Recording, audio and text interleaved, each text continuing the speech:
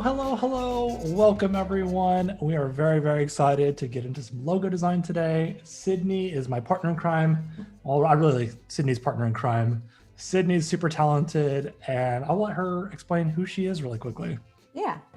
So my name is Sydney Michuda. I'm a graphic designer, letterer, and illustrator based out of Milwaukee, Wisconsin. I run my own one-lady design studio named Super Creative. And yesterday we worked on some logo design for a new company that I'm working with called Pottery with a Purpose. And today we're going to pick back up and keep designing those brands. So. Yeah, I'm super excited to see where you take this today. I see Colby in chat. Carol asked for more Adobe Dimension work, which I don't know if you have that available and you want to go through that today, but it'd be cool. Voodoo Val is here. Sarah, hello, everybody. Welcome. So excited to see you guys again. So yeah, walk us through really quickly where we got to yesterday, some of the iterations, and then kind of explain where we're gonna hope to get to by the end of today's stream. Yeah. So yesterday I basically started off with all these notes. I like to keep things very nice and organized and make sure that I have, like I said yesterday, have all my puzzle pieces laid out for me so I can just assemble the puzzle with all the pieces later on. I went through a bunch of different type options, kind of just playing with anything that I think might be useful. Then from there, I did several different just type lockups. We have the taglines over here on the right. And then I started working with some color palettes this morning. So there's a few new things here.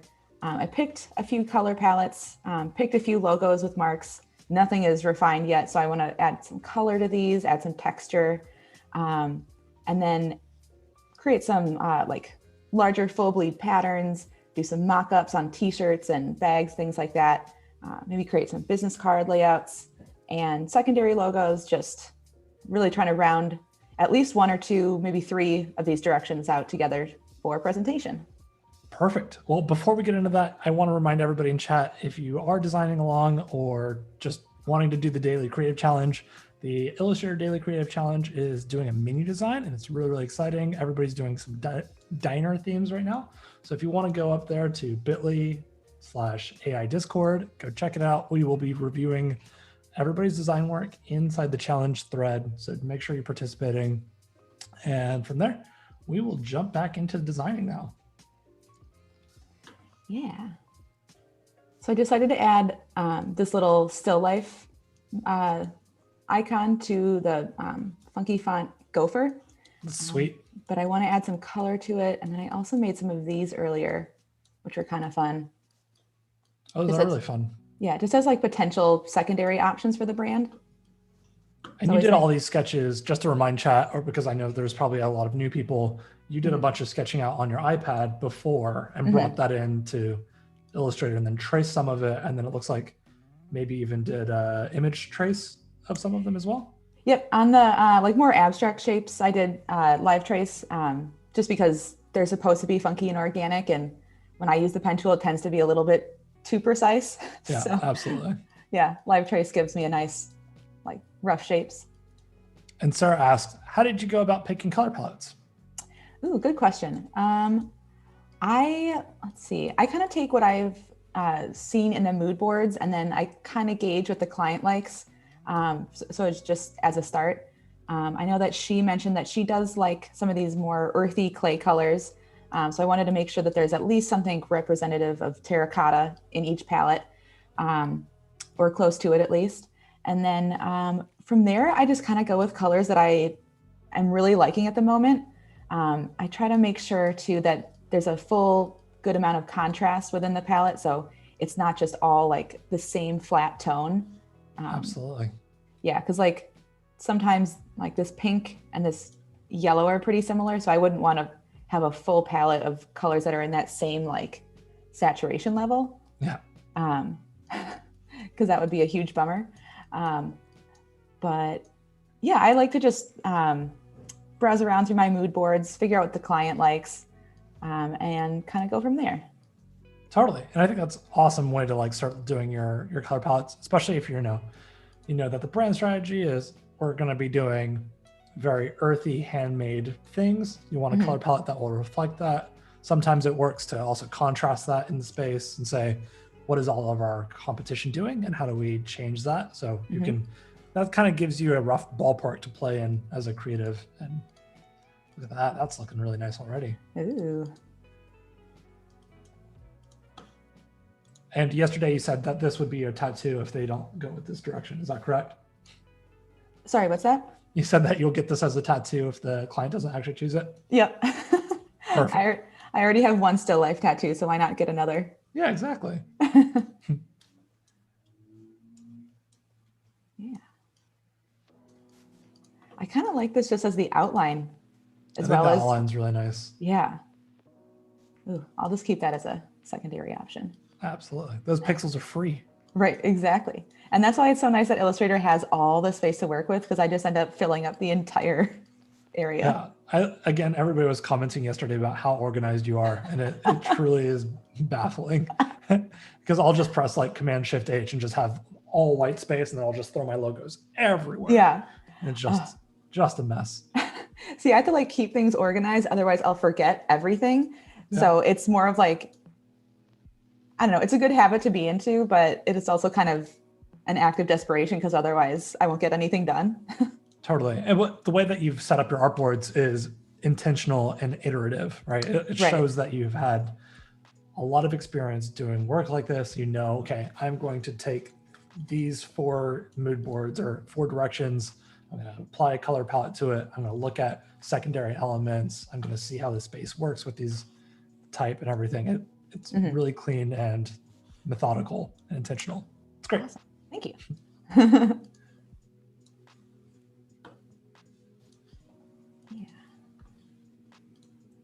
I mean, how can you not love these secondary elements? Right. They're just so playful.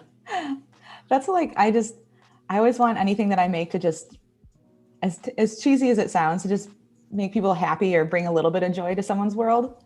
Because like you can have a sophisticated brand, but still have it be fun. Not everything has to be super serious and black and white or like, yeah, I don't know. There's so much variety with graphic design. You can really do anything that you want. Yeah. It's funny because Audra goes, can you tell us how you stay organized? What's your secret? And I think it goes back to our theme of yesterday's stream, which I'm sure will be today's theme as well. It depends. It depends. Yeah. Depends on where you are in the process and right. the project. Like, yeah, I think you've done the exploration phase. So now you're like being very intentional about here's the next 3 things I need to do. And it's mock up the collateral, put secondary elements, and figure out color palettes, right? So it's like you've created purposeful mood boards or art boards for each of those to be self-contained. Yeah, I think just so much of it is just practice and getting used to how you work, what your process is like.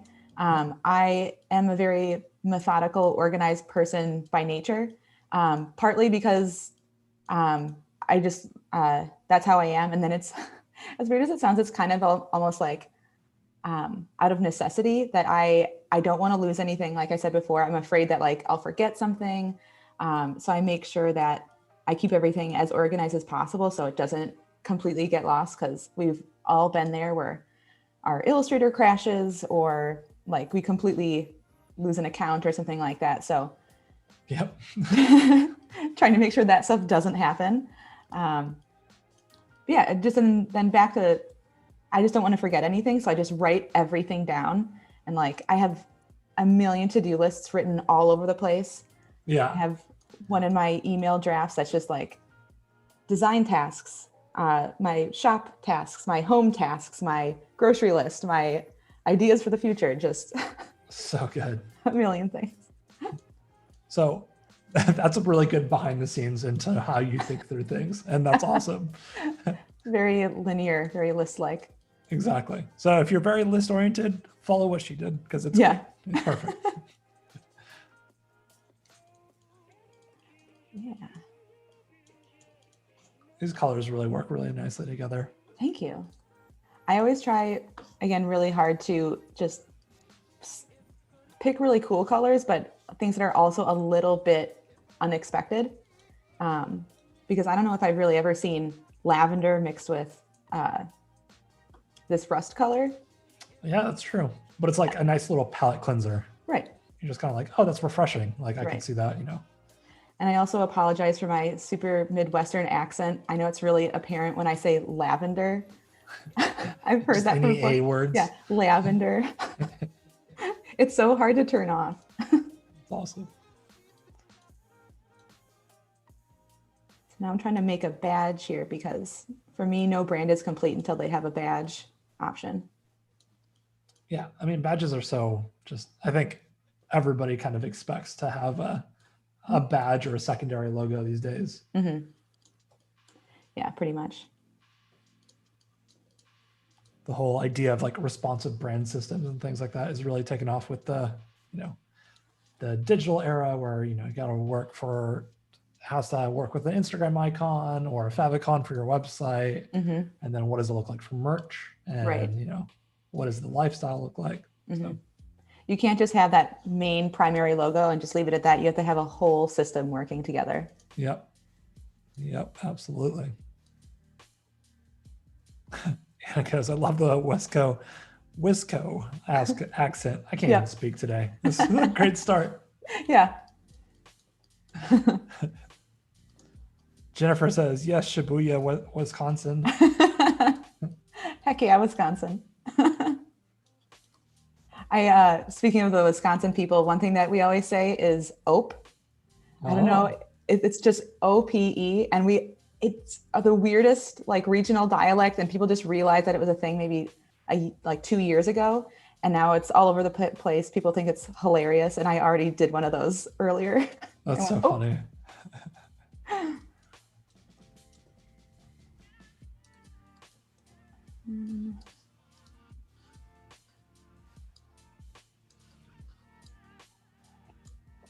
Ooh, so now you're making like a little abstract. Okay, I like that. I'm gonna put these inside this badge. Ooh. Yeah. That one might be kind of hard since it's got that right angle. Oh, there it is. That's great. Thank you, Kate. Eden asks, what does it mean? I think it's like a shortened version of saying oops. So instead of like, oops, sorry, we'll go, oh, sorry. There you go. Yeah, because Midwesterners are notoriously polite. So we always got to say oops and apologize for anything. Absolutely.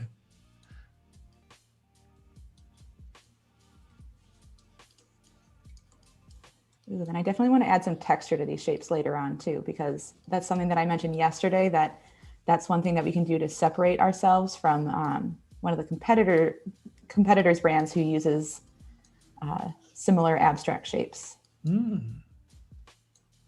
But I just want to get these other pieces in here first. Allison says some of my best-selling merch has OPE on it. Yep. That's amazing. Yeah, I've always wanted to make some sort of merch piece that says OPE, but now I feel like I kind of missed out on it, and they're like all the good stuff that says OPE is already there. So I'll wait for the next thing that we realize is weird about our state. No, I think you could totally do that. Yeah. You can absolutely make your own cool version of it. Because like, I mean, I'm originally from Texas, so like y'all is like the merch thing that everybody's doing now, but like that's been around for so long. That's true. So, and y'all is absolutely the best thing ever. I find myself writing emails with like 6 y'alls in one paragraph, and it's like, I think it's funny too now that people that aren't even from the South say y'all instead of saying like an updated version of saying you guys, because that can be a little exclusionary every once in a while. So y'all has become the new like just English, hey everybody phrase. Yeah, exactly. You all. It's just way faster. Right. Roman asks or says, I love the color combination. Did you use Adobe Color? No, I didn't. Have you used Adobe Color? I have not used Adobe Color. It's so good. I'm usually not one to like go with, and I don't mean this to sound negative in any way, but like generated color palettes. What? I don't know. I just like to be able to pick it for myself. Color is a big thing for me, and I love the process of finding those palettes on my own. That's fair. I think there's some really cool things you can do with Adobe Color, like upload your images or a photo that you took or whatever, and be like, okay, that was a really cool sunset I took a photo of, and then it pulls that, it's still creative, but it's, Right. different than if you were to just like take the photo and then throw it into Photoshop and then just grab an eyedropper tool, which is kind of nice. Totally. Carol goes, use guys. Use guys is. Yeah.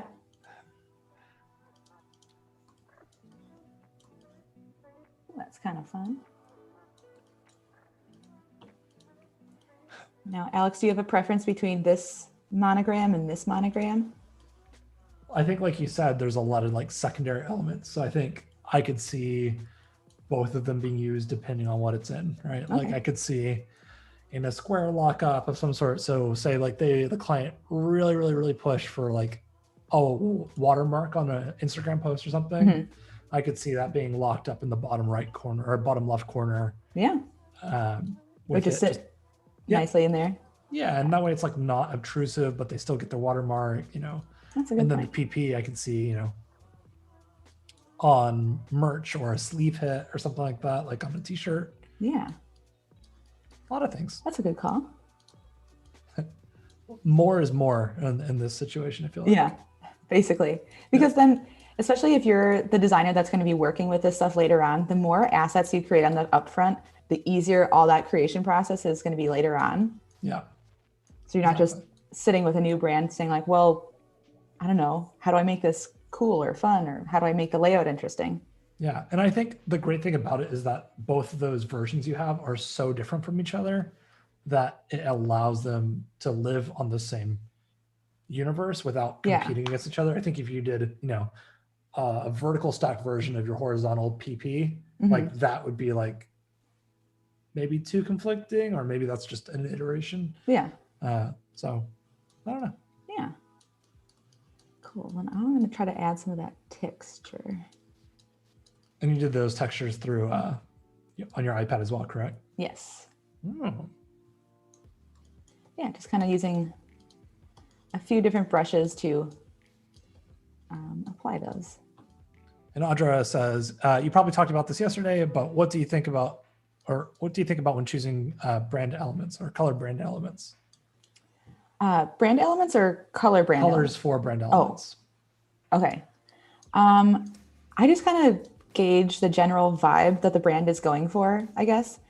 So this one, she wanted it to be light and playful, but not like too on the end of too young, I guess. Yeah. So she wanted it to be cool, fun, and playful. So I wanted to make sure that there were some pastels in there, because pastels always add that lighter quality since they're lighter colors. Absolutely. And this lavender, tried not to go for my accent. Lavender. This lavender color is pretty upbeat and lighthearted and fun. So that I think fits perfectly. And it's a pretty rockin' color right now. Yeah.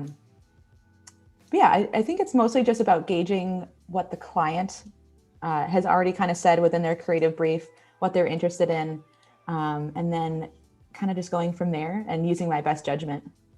Yeah, I think that's spot on. Sweet.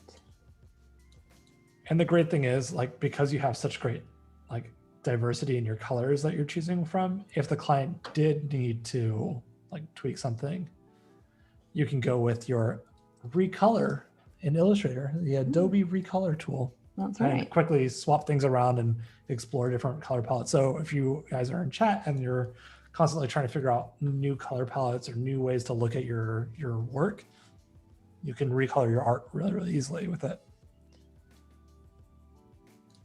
Corey, cool. Corey, that's a great question. I think chat, I want to hear what you have to say. But I also want to know what you have to say, Sydney. What's your favorite thing to watch or listen to while you're working? Oh my God. I listen to way too much true crime. Ooh. Way too much true crime. And it's a good thing that I don't live alone, because otherwise I'd be very afraid. Yeah. But yeah, a lot of My Favorite Murder, Last Podcast on the Left. Yeah, just as many of those as I can. Whenever there's like new serial ones where there's like an entire new crime that they're developing or they're unfolding, yeah. I like to dive really deep into those. Yeah, sometimes This American Life. I will sometimes put like rewatching things on TV.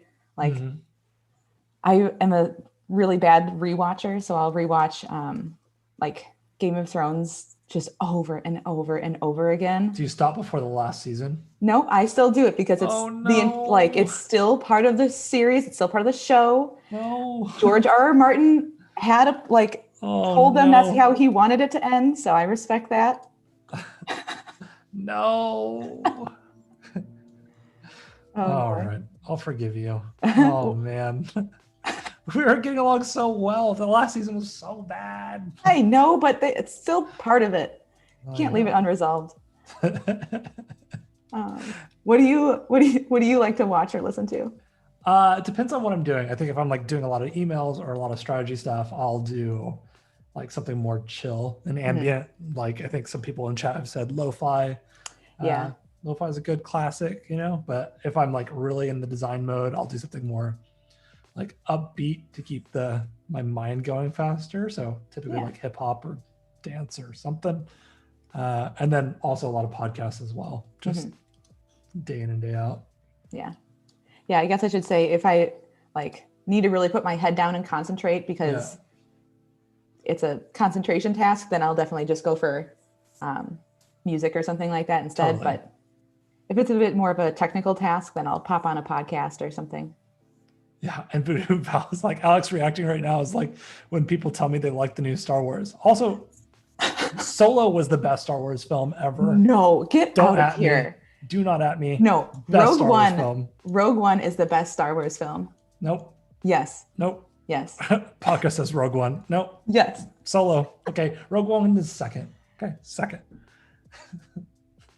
Fine. All right, I'll concede. Rogue One's good. Rogue One is amazing. Voodoo Val says Rogue One counts as good Star Wars. I don't think you can't just say new and then Val. No, you can't be anti-new Star Wars and then be like, well, that new one was good, so it's fine. Like, what? I think she probably means the new series. Oh. Yeah, because like the new series is hotly debated if it's worth it or not. That's true. That's fair. I don't want to throw fights yet. Mandalorian is great. Okay, we can go there. It's good, I guess. It's beautiful. It's a space western. Exactly. It's space western. It's cute. Baby Yoda's got plenty of screen time. It's great. I think my mouse died. Oh no. That's right. You have to trackpad it. Yeah, exactly. That's what we got trackpads for.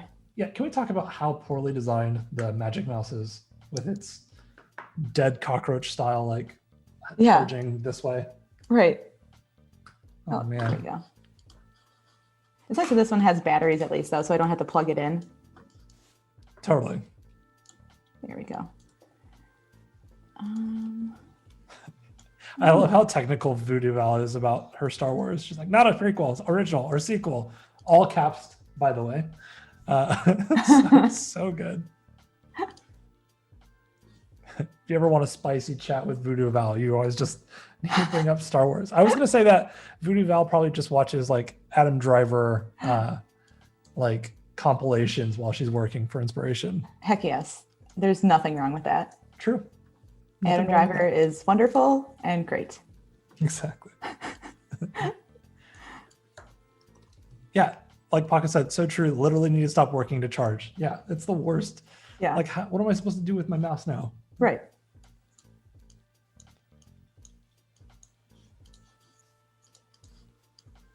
Val says, I do have to take a break and pretend that everything Alex said in the last 5 minutes never happened so we can stay friends. That's fine.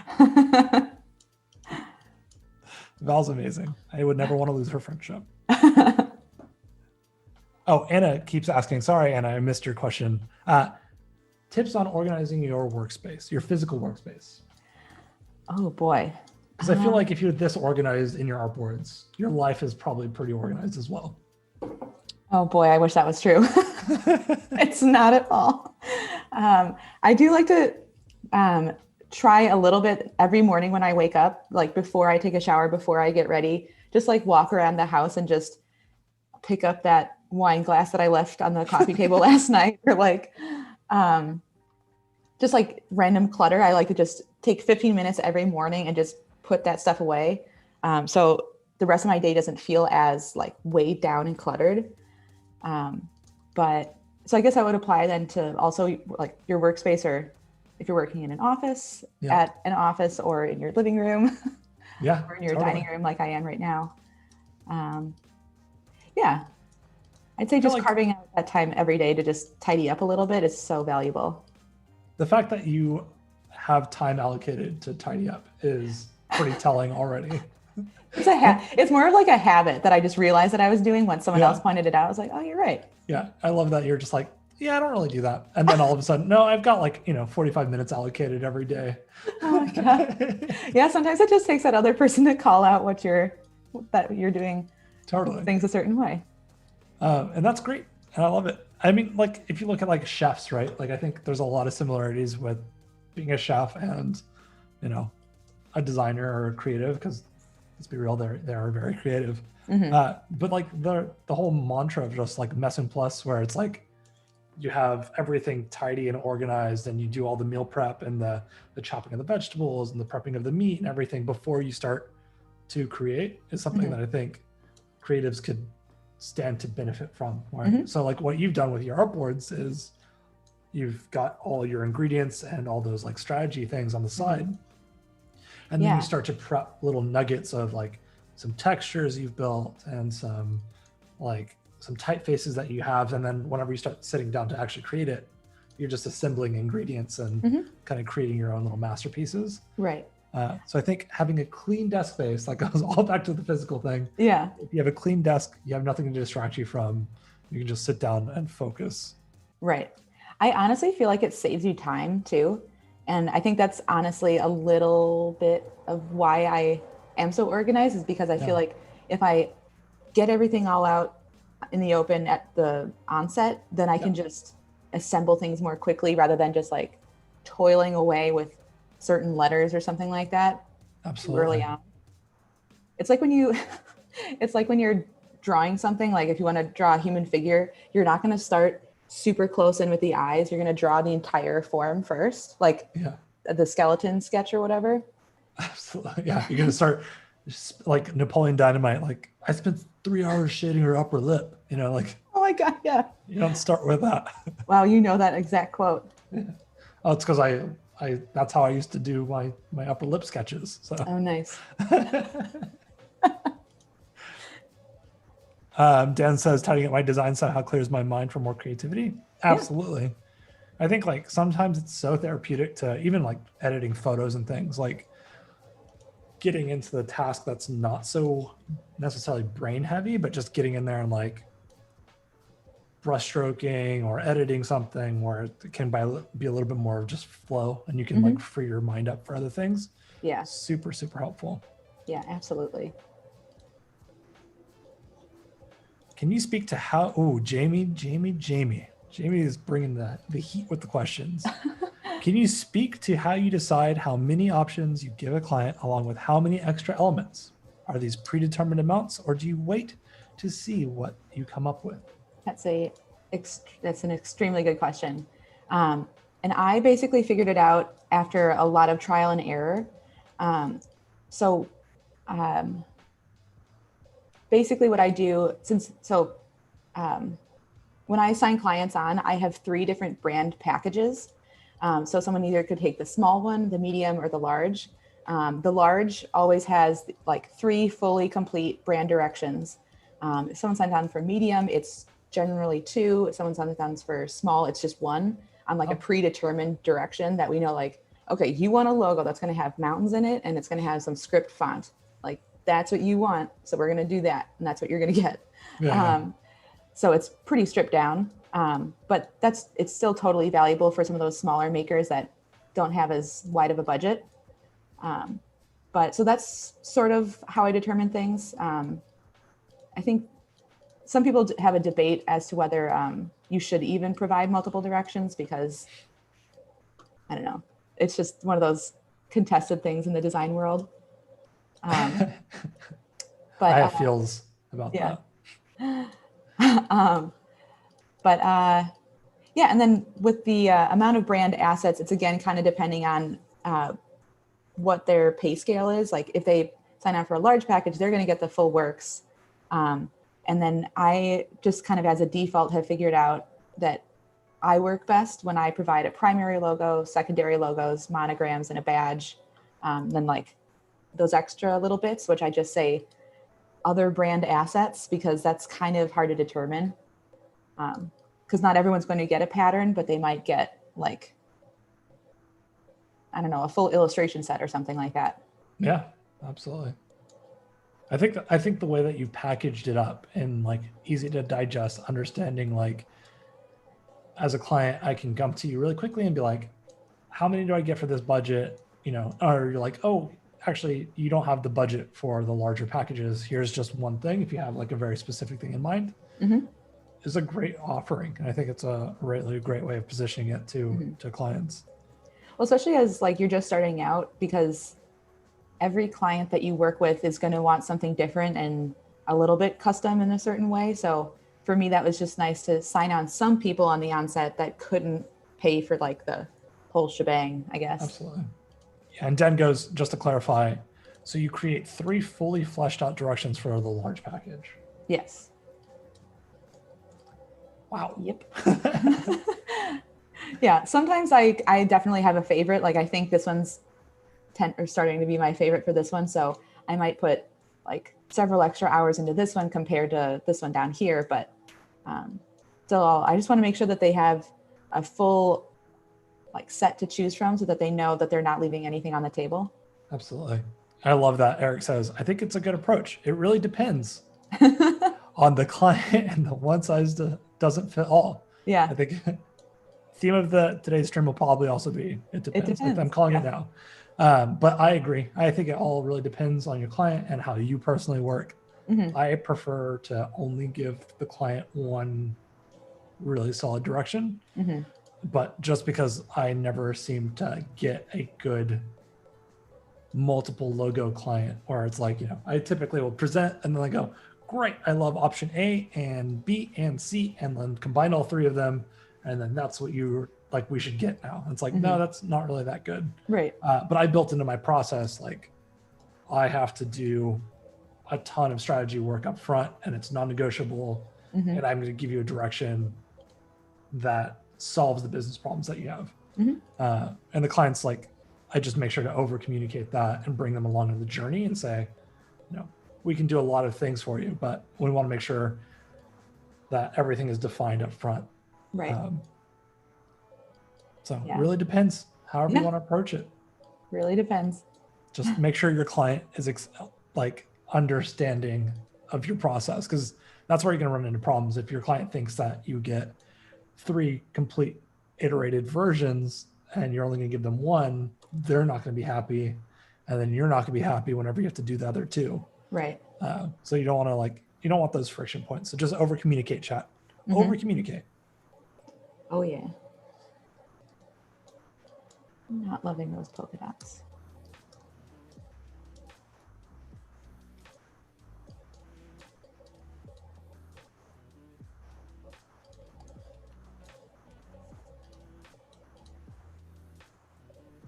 Vudaval goes, didn't you say, Alex, that you do so much research that you only ever present one design to your clients in the end? How does that work? Yes, that's exactly it. I do about like 80 to 120 hours worth of research typically. Oh my gosh. Yeah, it's robust. But that's kind of like how I've kind of positioned my business and my clientele to be like, this is necessary for you guys to be successful. And we'll do a deep audit into who they are, what their competition is doing, how to differentiate in the marketplace. In that process, I will present like very, very defined mood boards. And then that mood board and directions, I'll pitch them a couple different things and say, this is kind of what I'm thinking for this, but then with this flavor and twist. And then they're like, okay, I can see it happening before I start to design. And that way it's not like I'm not spending time designing random things for them that aren't going to be used at the end. Because I think just my experience is like, I don't do really well once I have a really solid set of design ideas for like a direction for a brand. Like me spinning it up after a strategy and everything is already defined to pivot a different direction is really tough for me. Just, I struggle with that. Yeah. And I think honestly for me, I work a little bit better when there is this kind of more free flow process here. And I just like creating those extra directions. Yeah. Oh, it's a different shape. So, and I've definitely worked with other agencies that have that really intense strategy up front where they just mood board the heck out of it. So there's a really established direction. They have all that research up front, competitor analysis, stuff like that. And that's just so amazing that places can do that. I just don't do that because totally. Yeah. Like, I think that comes from like just my background of like being a self-taught designer. I didn't go to design school. I think I was always afraid that whatever designs I made weren't going to be strong enough. So then I inherently was always looking for strategy to kind of build the case for why the design works. Okay. And so I think that phobia kind of pushed me to learning strategy and the business and all that other stuff to like help support the creative decisions. So I think that came from a place of fear, but now is like kind of what differentiates me in the market. Now it's your strength. Yeah, there we go. Yeah. It's like Bane. Right. Like being born in the darkness. Oh my God. That's crazy though too, because I feel like I'm almost the opposite way where I always felt like my concepts were lacking and I was always just so afraid that my ideas were going to be bad. So I decided to prop up the design assets and the cool factor as much as humanly possible so that no one would really want to poke holes in the ideas. But then later on, I was like, oh, that's right. Concepts are super important. And now I know how to do this. Yeah, totally. It's, it's like just how do you learn this process over time? And there's no one size fits all at all. Exactly. But like, if I know that the client is really expecting 2 different designs, what I'll do is I'll make sure that I have a brief that is solid enough for another creative on my team to take it and run with it. And then we'll kind of be siloed in our creative process. Okay. And I'll just take a direction and the other person will take a direction. And then we kind of like hash it out afterwards. That way they're still getting different directions. It was something that I saw like a lot of the agencies that I was freelancing for a while would do that, where like I would get a task or a project, somebody else would get one, and then whoever had the strongest pitch would go to the client, or they would present just 2 different directions. So it kind of allows for like, different ways to solve the same kind of creative brief.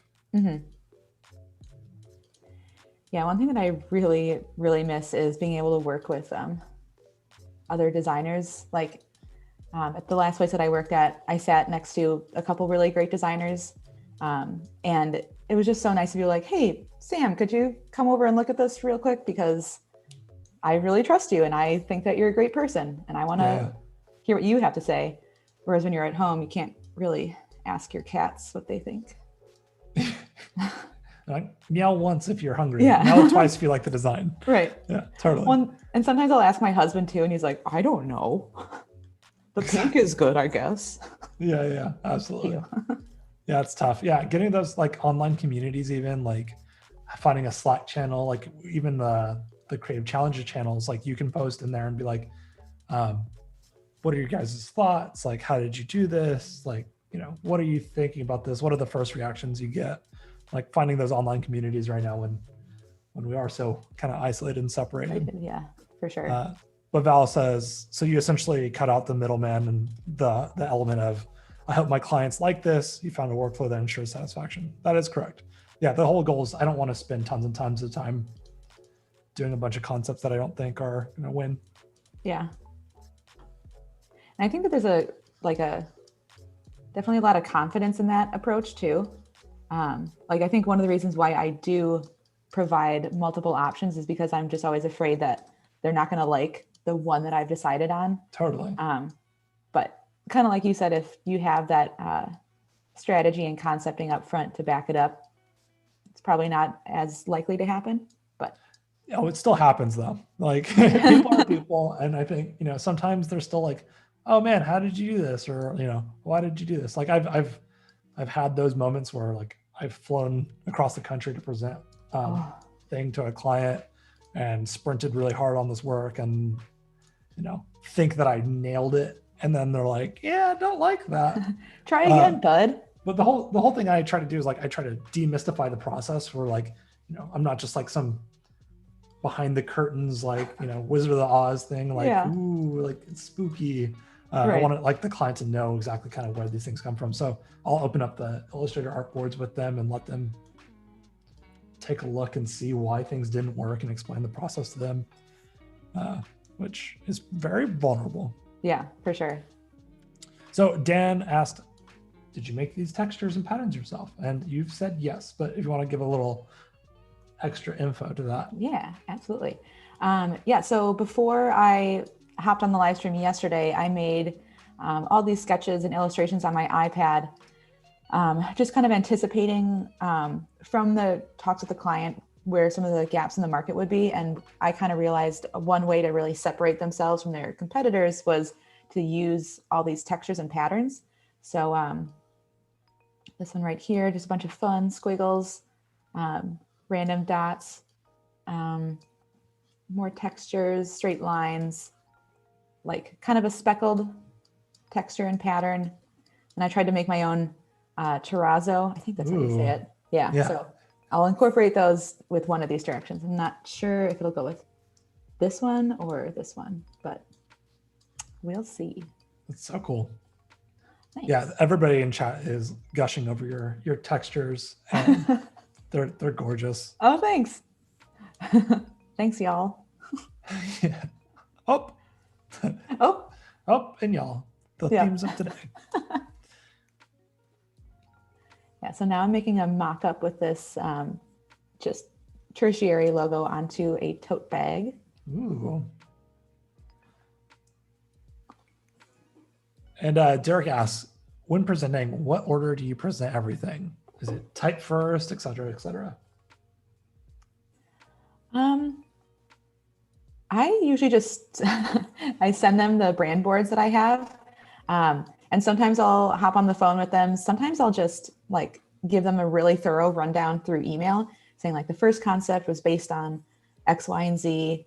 And they usually get brand boards that kind of look like this, where there's the main logo up here, other elements here, more of a full page image. And then the third will usually be just like a series of mock-ups. So tote bags, stickers, business cards, t-shirts, things like that. So you send your stuff over email. You don't even present the concept. No. What? No way. I know.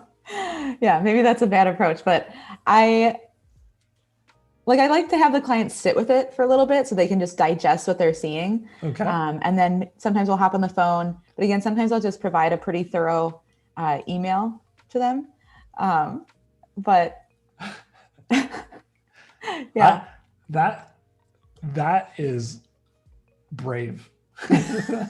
I would be so afraid. Like, that's incredible. Yeah. What project am I even working on here? Okay, here we go. Yeah, trying to look at how organized you are. This is so beautiful. If you guys are watching right now, look at how she keeps her files organized and numbers everything.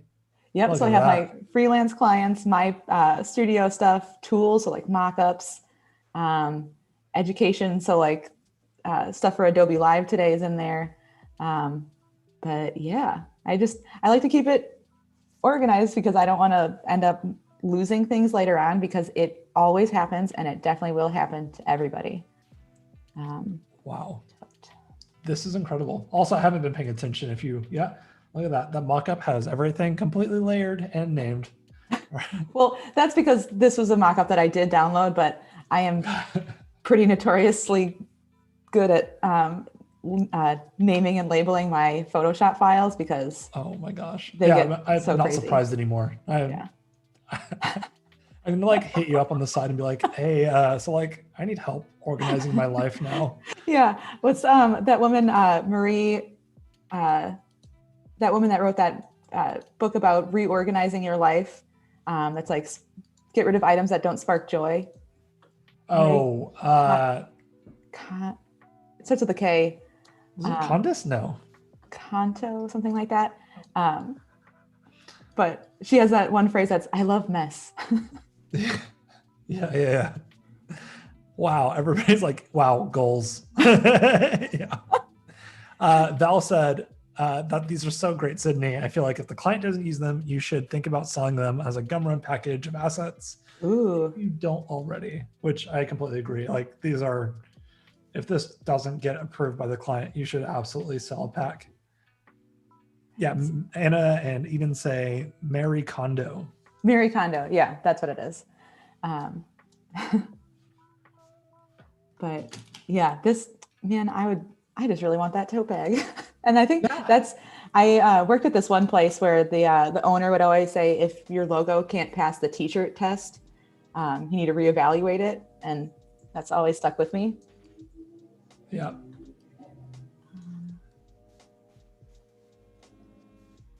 Yeah, it's always funny whenever you try to put it on a t-shirt and then you realize that the logo doesn't work inverted. And then you're just like, oh no, yeah. Right. I need to rethink this whole logo now. Yeah. That's like another thing. When I was in school, I was always taught that you should never put a gradient in a logo.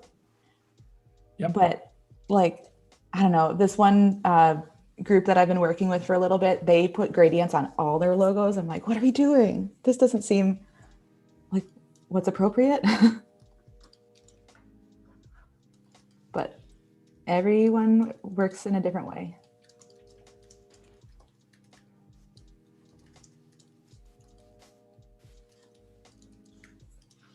Ooh, that's fun. Yeah, so Derek goes, speaking of organizing, when it comes to Illustrator, do you utilize the layers? And if so, or when, how do you take advantage of the layers? I don't use layers a whole lot in Illustrator just because everything is there and grabbable for you. Yep. But I will use layers if I'm like sketching something. So if I've done more of a detailed, intricate sketch, something more detailed than that, then I'll place it down. Oh, I clearly started this from an old enamel pin file. Look. You see nothing, chat. No one will know. Yeah, so if I'm using a more complicated sketch or illustration, then I'll have that sketch in the background layer, then create a foreground layer and kind of just go from there. Yeah, I agree. I don't ever really use the layer feature in Illustrator. Yeah. I think I'm just so used to like locking layers and unlocking layers and then just grouping them as kind of an object. Yeah, for sure. And then pasting behind and in front is so easy to do. Yeah, that's pretty much just what I do all the time, is just constantly lock and unlock layers. Exactly. The best is like whenever you like, I used to work at a internal design job where we used Illustrator for everything, including like websites and everything. And it was great. But the one thing would always be funny is like whenever you transfer, one designer picks up where you left off, seeing how people group things or how they lock things is so fun, because you're like, oh my gosh, this is grouped wrong, or like, how do I unlock your layers and this one's hidden? Like whenever you unhide all the assets and they just pop up and you're like, oh wow, this is crazy.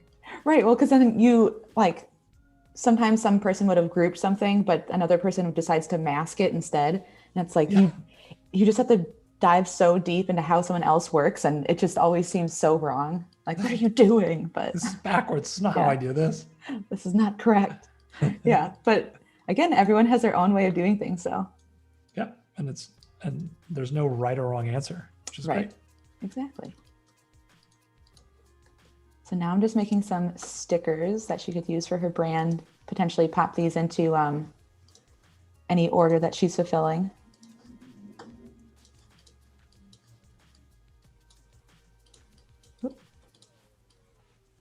Cool thing about how that logo is, you could see it almost like being made and put on a counter somewhere. Oh, yeah. Like on like a checkout counter or in the windows ledge of the shop or something like that. Yeah. Oh, that'd be super cool. Ooh, chat's getting heated about gradient logos. I think, what is everybody saying? Are It's mostly just about like, best practices for gradients. It's kind of hard to incorporate them sometimes because you have to like think about how they are going to print. And like, if you're going to do certain things with the gradient logo, is it going to work for stickers, or is it readable? Do you need to do some like weird half toning type of thing to make the gradients work better? So yeah. The general consensus is the logo has to work in black or one color. So if the gradient doesn't prevent that, then it's fine. Yeah. Also, good pointers for both your menus and your resumes whenever you're designing those. It's got to work in black. You didn't ask, which font did you use for this logo? So this one is Gopher. I've been dying to use this in a logo just because it's so cool and fun. I really love the new type trend, or the current type trend where the top and bottoms of the letters are thicker than the sides. Yeah. I'm sure there's more of a technical term for that kind of font. So if someone knows what that's called, please let me know, because I would love to know that. But yeah, so that one is Gopher. Down here we have P22 Mackinac Pro. I think I said that right.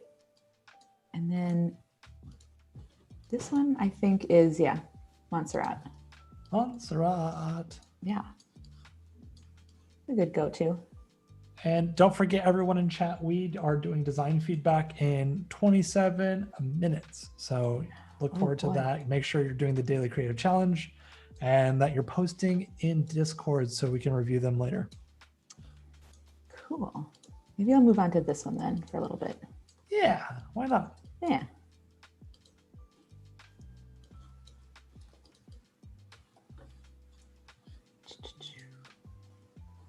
Rachel all asked, how did you create your icons that are featured in your logo?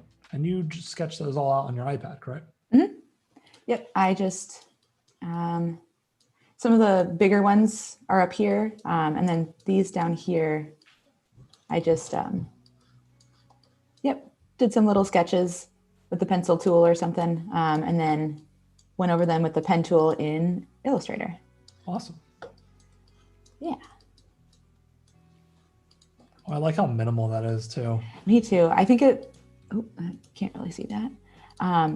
This one would be ideal if it could lightly represent the two P's in the logo, but then like just super scaled back representation. But then it also looks like stacked cups or bowls or whatever would be created by the pottery kits. Yeah. So, this one needs another color because you can't really see that. It's a toughie. But that could be almost just a monochromatic version. Like if you just brought that into the brown as well. Yeah, that's true. Maybe not. I don't know. Maybe it loses something. Jamie Jones says, this is so helpful. Thank you. Another quick question. How often would you recommend checking in with your client on the process?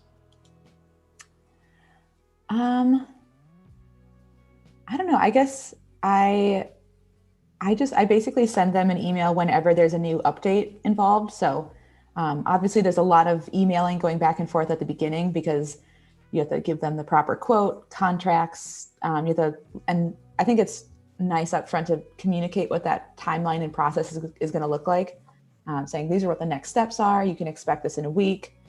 So I think just letting them know when they can expect to see things is really helpful. Yeah. That's at least what I do. I think that's spot on. And it sounds like you're already over communicating with your clients on your emails and making sure that they're aware, and that whenever you hand over all the files for review, you're very much giving them everything that they need to know to digest everything that you just sent to them. Correct. Yeah. Voodoo Val asks, who are your favorite designers? Oh boy. It's so weird now because now that everything is so like Instagram and digital and whatever, I always forget who they are because I'm just used to seeing them on my Instagram feed. Obviously, someone like Jessica Hish is always going to be one of the all-time favorites. There's Whitney Anderson. She's also based out of Milwaukee, and she's just incredible. I'm going to go to my design folder on my phone, on my Instagram, to see if I can find some people. Man.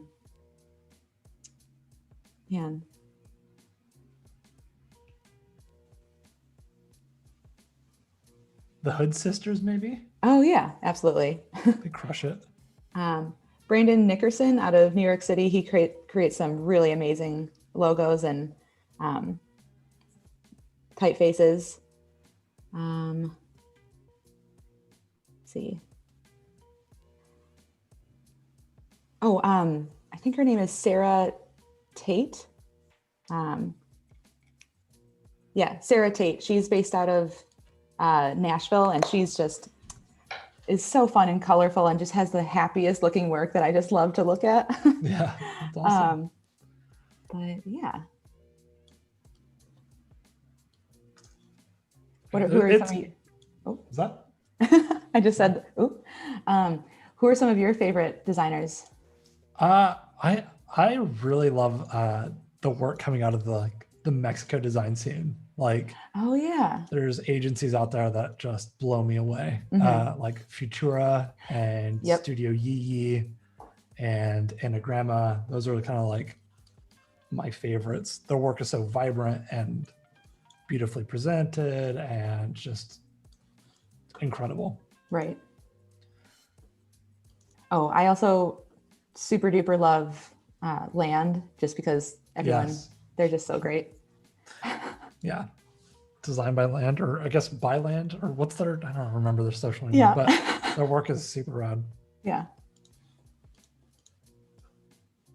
Yeah, that's awesome. Yeah, it's kind of crazy how, like, you know, with Behance and everything, the design world becomes so much closer to you. Like, you can just quickly find such incredible designers that, you know, historically we would never be able to see until, you know, the internet age. And now you're just like, wow, there's so many just incredibly talented people just down the street from you.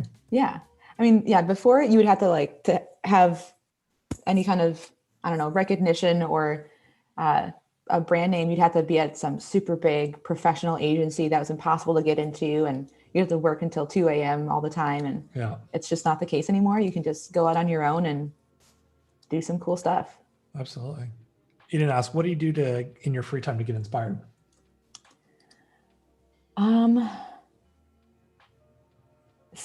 Sadly, a majority of my free time is dedicated to design stuff. So when I'm not like creating brand things, I'll like post up on my Instagram for new products, new stickers, things like that. I'm just about to release like one of those hotel motel keychain things. Ooh, fun. And a new enamel pin. So I spent a lot of time recently doing that, which is pretty similar, but it's still creative, just creating for myself instead. Yeah, I think that's fair. So nothing except for design. That's it. But I do and murder podcasts and a lot of horror movies, or just like general scary thriller things. Man, and it's like because of the pandemic, there's just a halt on so many activities. Like, traveling is great. You can't really do that anymore. Or I love going to small plates restaurants all the time, but can't do that either. Totally. Which I completely understand why, and we should all like follow those rules. So I want to keep people safe. Yeah. Thank you. Yeah. Yeah, I'd say like walking around New York, like, you know, pre-COVID was just so inspiring, because you see like, you know, a pamphlet on a wall, you see a billboard, you see all the cute like restaurants and bars, or you see how a shop is doing like some really interesting like displays to get people to come in, and it's just, you know, just eye candy everywhere. Yeah. I as much as I love Milwaukee, it's not the most inspiring city all the time. And a lot of the places that would kind of bring that new inspiration, I already kind of frequent a good amount. You're dialed with the happenings. Yeah, exactly. all the breweries and stuff like that. Yeah. But yeah, a while, I think over New Year's, I went to a wedding in Dallas, and I had like no expectations going into it. Like it's a city, it'll be cool and fun, whatever. Dallas blew me away. They had such cool stuff there. I Yeah. just had no idea that Dallas was such a happening town. If you go back to Dallas, go to Lower Greenville, and that's Okay. where some of like my favorite restaurants when I used to live there were. And the design, I'm kind of biased because I worked at a design firm who did all the like restaurants down there. Oh, cool. So they're super dialed. They're really pretty. They're cool. That's awesome. They have even a food truck like beer garden area that has really great Philly cheesesteaks. So pro tip, go there. Philly cheesesteaks in Dallas. Got it. Yeah. Gabriella says, hi, new here. Welcome, Gabriella. This is to Sydney. How long have you been a freelancer for? And how long have you been out of design school? Have you been a freelancer since you graduated?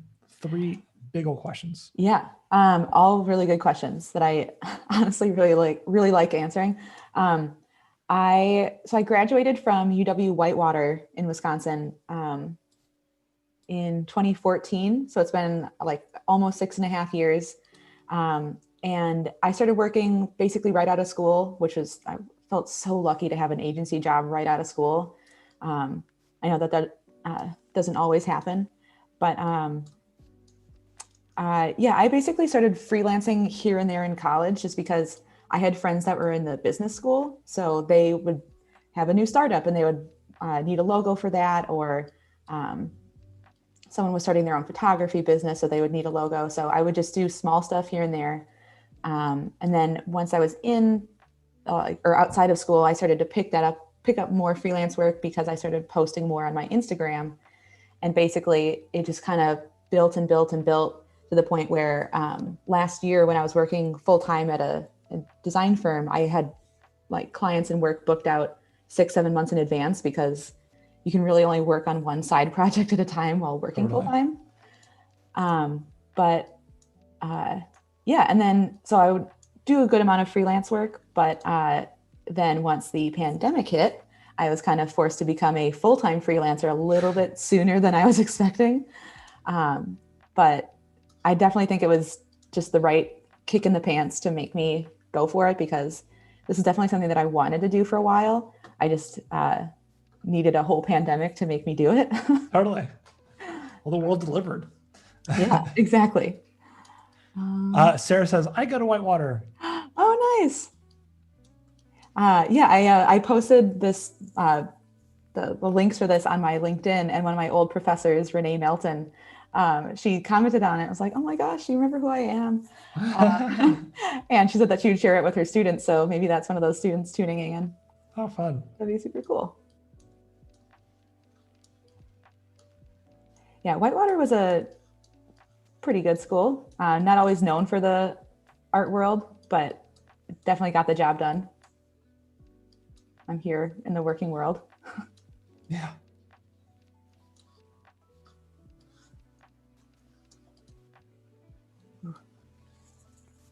Ooh, that's looking interesting. Yeah. I'm so bad at doing like the hand doodle patterns like that because I just lump everything together. And I don't give things enough space sometimes. Oh, yeah. So it's really cool to see like you absolutely crush it with yours. Oh, thanks. Yeah, I basically, I don't know, this kind of took me a while because I had to like keep going with it. So I kind of made everything too close to the same size. And then after a bunch of trial and error, was able to actually separate it and make some pieces larger, make some pieces smaller. It's awesome. Yeah, Sarah says she is Renee's student. Oh, nice. Is this a logo already? I feel like that's familiar. Probably. Yeah. But like, who cares? If it's working, it's working. Yeah.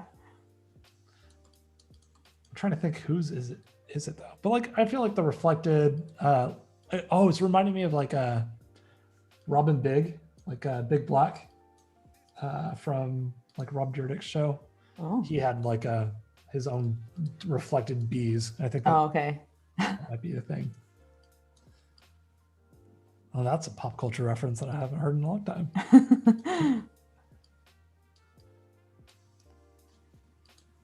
Carol says that terrazzo is great. It was on our floors growing up. Well, I like the peas being split by the hand. Yeah. Yeah, I kind of like that too. That'd be a nice like header on the website once you scroll down further. Yeah, absolutely. Ugh, and I just love this icky pea green color.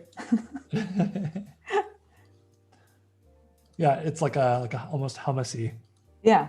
Like you said, chickpea almost. Hummus that's sat in the fridge for a few too many days. Just like I like it. Nice gross hummus. Susan asked, when you're picking color palette in the beginning, do you analyze how each color will appear in the press, PMS, CMYK swatches, and other reference tools? I don't. No. It's a lot of work. Yeah. And especially a lot of work that could get quickly changed by a client, right? Like, I think for me at least, whenever I'm building the brand and everything, if a client feels really strongly about a color, I'm going to let them have that win so that I can get the logo and the rest of the stuff approved. Like if they want to be super art directing on a color, that's fine. The rest of the system will still work. And I don't want to spend tons of time testing and looking in a Pantone swatch book or anything for work that, you know, might get changed really quickly and is very subjective. Mm-hmm. So that's like the last step I do on a process. Yeah. Yeah. The only thing that I really take into consideration when it comes to like colors translating to Pantones and CMYK RGB is just being careful of those really vibrant blues, because as soon as you use like, if you want to use a blue like this in your brand, as soon as you switch that to CMYK, it's just going to be the biggest bummer in the world.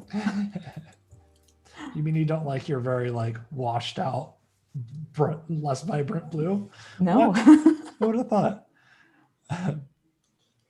Any advice for a soon-to-be design school graduate on how to graduate to?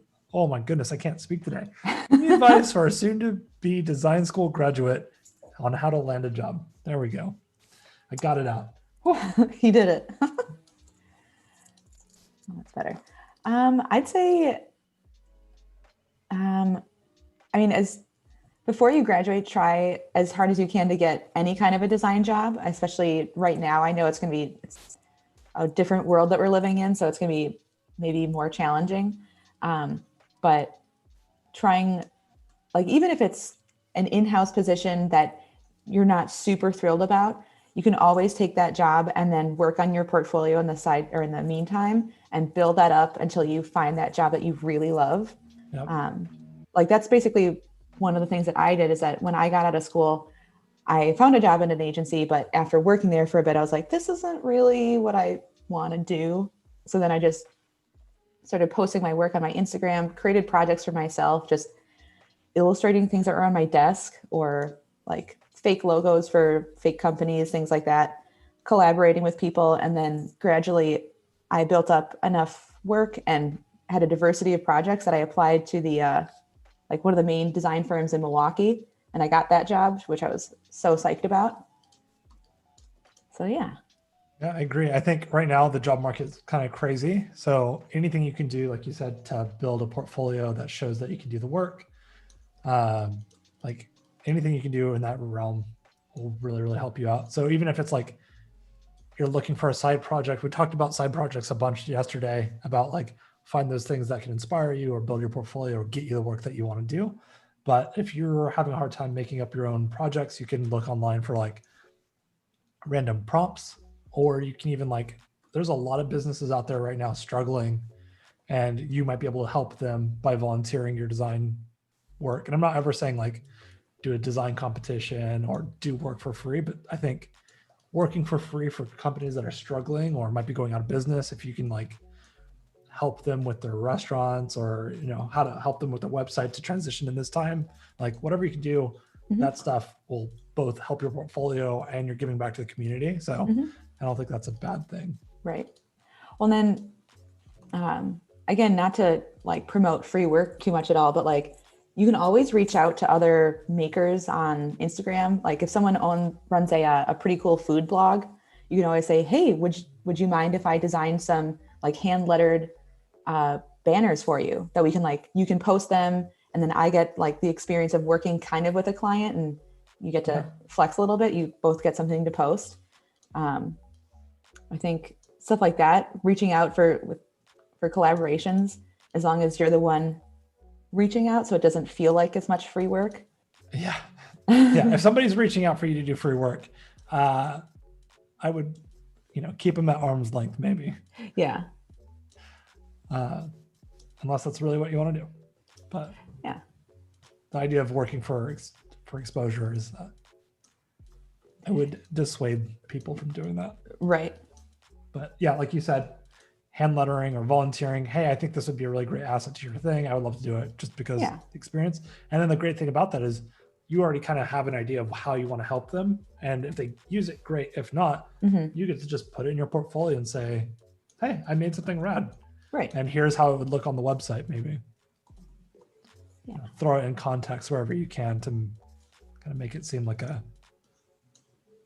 it's more real than it versus just exporting your artboard and be like, cool, it's done. Right. Eden asked, have you ever collaborated with another designer for a project? Sort of. So when I worked at agencies, like the name of the game was collaboration. Everyone would always I'll do this direction, you'll do that one. Yep. We'll break for a day and a half and then we'll come back together with our ideas.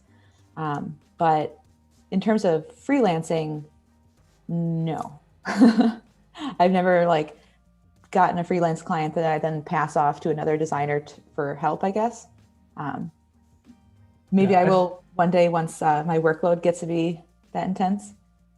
Yeah, I think that's kind of it's a kind of a tricky question, because I feel like in general, designers are not just artists. And I think having two artists collaborate on a thing is probably that's that's kind of crazy that they did that, because they've, either cultivated their art style or whatever. But as a designer, you're constantly trying to I feel like in most environments, you're providing a service, and that service is your creation, and you're trying to always noodle on things. Like you said, while being at an agency, you're very much, or just even in-house, you're working with other designers and you're trying to constantly work together and plus up each other's work and give feedback and critiques. So that's it's very much a collaboration, especially if you get sick, your partner has to take it on for you. So right. I think that's real time, just real collaborations.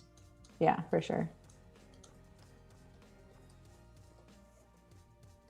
And Dan says, okay, guys, you're distracting me from doing my work. Stop being so entertaining. No, Dan, you're with us for the next 45 minutes.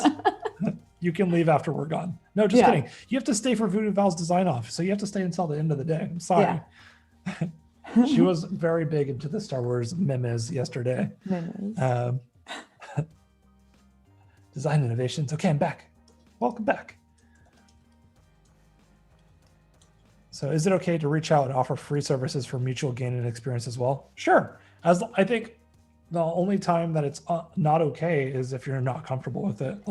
Right. Whatever your intention is to get out of it, I think that's fine. Just frame it in a way that you're wanting to learn and get the experience, and then you're wanting to be very upfront. Hey, I'm trying to build out my portfolio. I'd like to do these things for you or with you.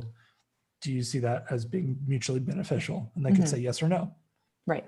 Well, I think too, just one of the biggest aspects of it is if the designer is the one reaching out first, then it's you already had that idea to begin with, and no one's trying to get anything out of you for free.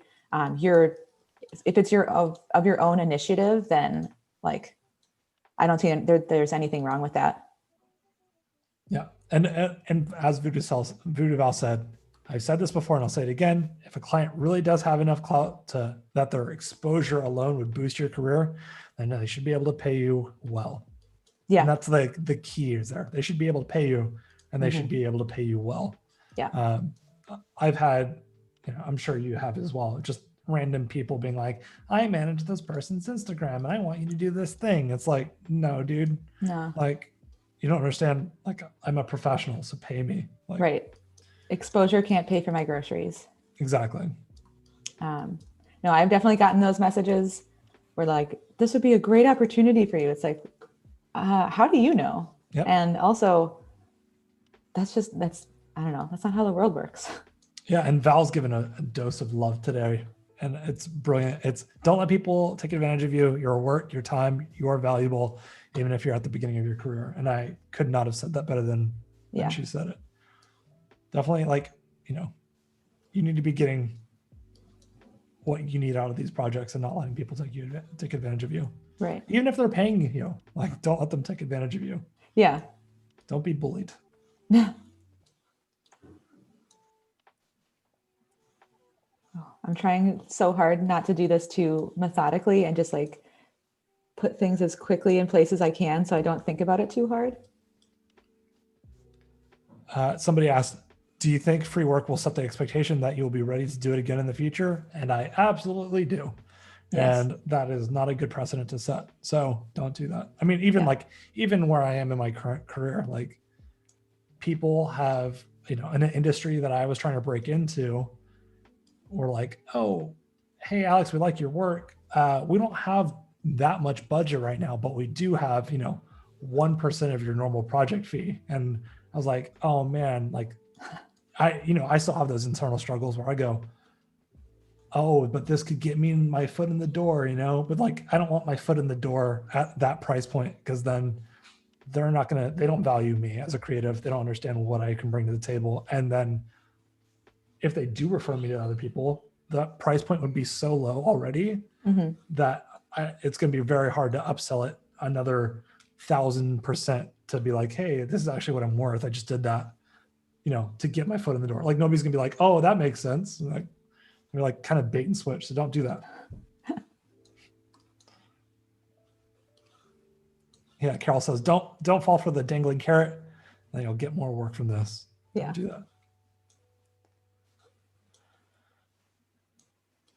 Yeah, we hear that all the right. Val says, well, you hear that all the time, right? Many people think that if they're beginners, if they aren't confident in their work, they somehow don't deserve to be paid properly. I agree. Yeah. I think it's a fine line to walk as a beginner of being confident, but not being cocky. I've had, because I'm always looking for talent for my design firm, and I've had junior designers reach out and like ask for more money per hour than I charge a client. And I'm just like, oh no, like how I've been doing this for like 13, 14 years now or something like that. It's like, who told you that? School. Yeah. I don't understand. Yeah. So just be cautious.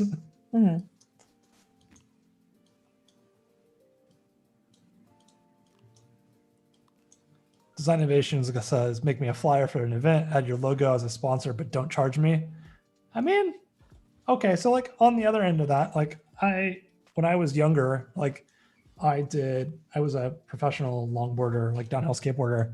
And there was like a time that I didn't have that much money, but I wanted to go race in Canada.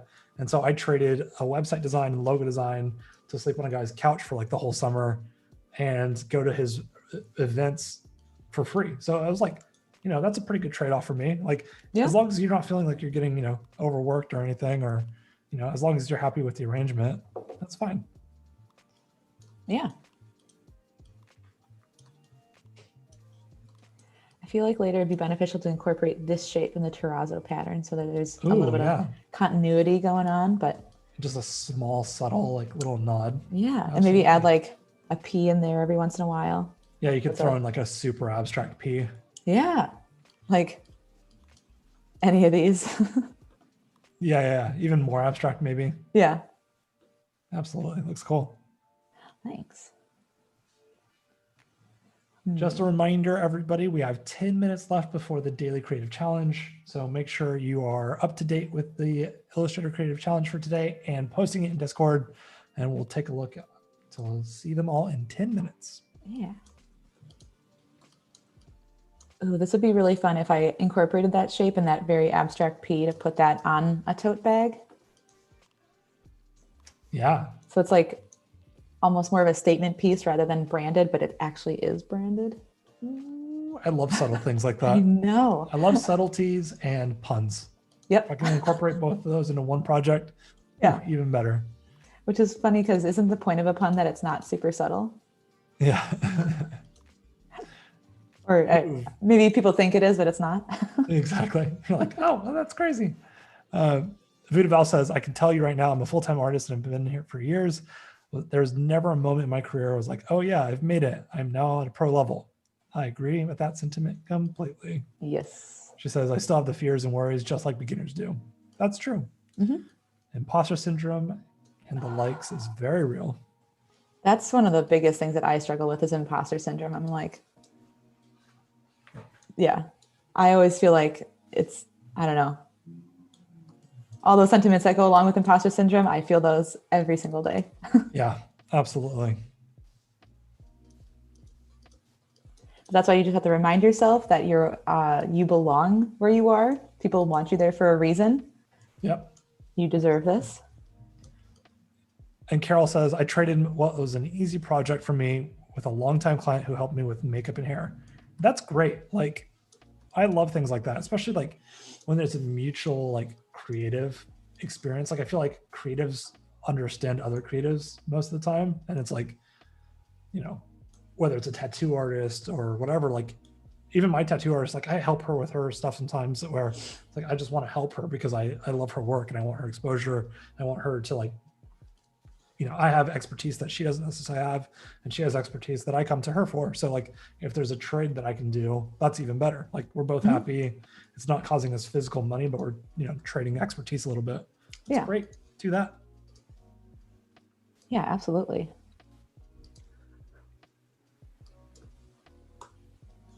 But I would never approach her and be like, let's do a trade. Like, right. I'm going to give you, you know, a website and you give me a tattoo. Yeah. I would let her kind of ask me for that first. Yeah. Especially like when you think that you're helping someone with your skills too, and they're like, but that's actually not what I need in my life. I need like actual money and finances right now, or I need help in this other way. Absolutely. So if someone needs something, like they should be the one to determine how that help comes. Totally. Yeah. When I offer like help to other creatives, it's more of just like I don't expect anything in return type thing. And it's just like, hey, I really love your work. I think, you know, I have expertise in things and I would love to help you. Mm-hmm. Elevation says, Sydney, how long have you been designing in Illustrator?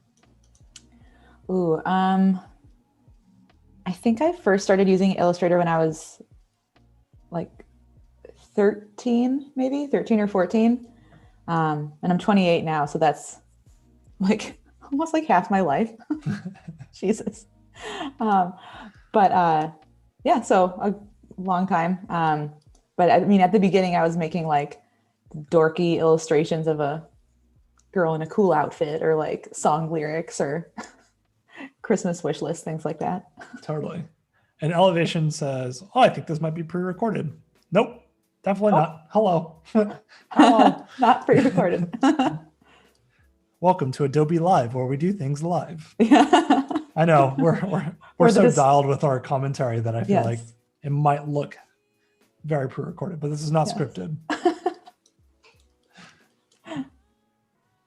Yes, we're just super articulate and professional. Absolutely. Absolutely. Leon says, let us show your tats or we don't believe you. Okay. It's fine. I'll just text you later. It's fine, Leon. It's okay. I need to get face tats, Leon. I think that'll yeah. I have one right here.